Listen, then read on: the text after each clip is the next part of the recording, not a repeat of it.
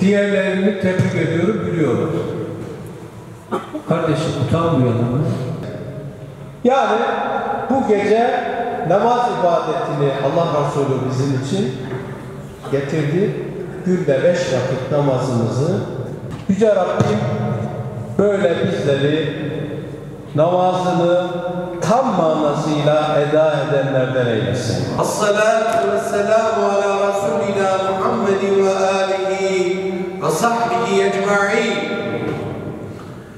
Ey mülkün yegane sahibi olan Allah, bizlere sayısız nimetlerle donatan, sıkıntılarımızı gideren, dertlerimize derman olan Yüce Rabbim, biz aciz kullarınız, sana sığındık, kapına geldik, ellerimizi semaya, dillerimizi duaya, gönüllerimizi şefkat ve merhametine açtık.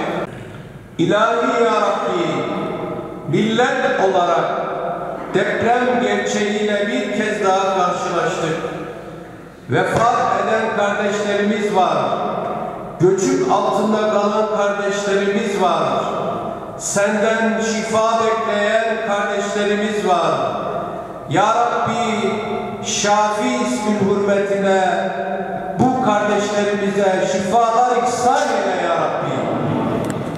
Ahirete irtikal eden kardeşlerimize rahmet eyle Ya Rabbi.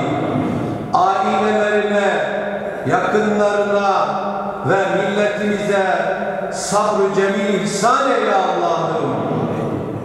Göçük altında kalan kardeşlerimizin sağ salim çıkmalarını nasip eyle Allah'ım.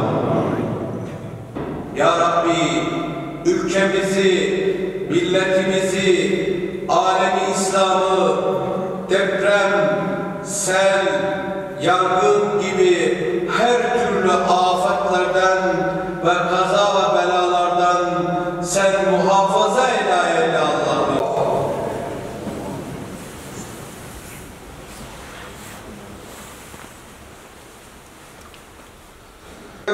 وإياك نستعين اهدنا الصراط المستقيم أسرى بعبده ليلا من المسجد الحرام إلى المسجد الأقصى الذي باركنا حوله لنريه من آياتنا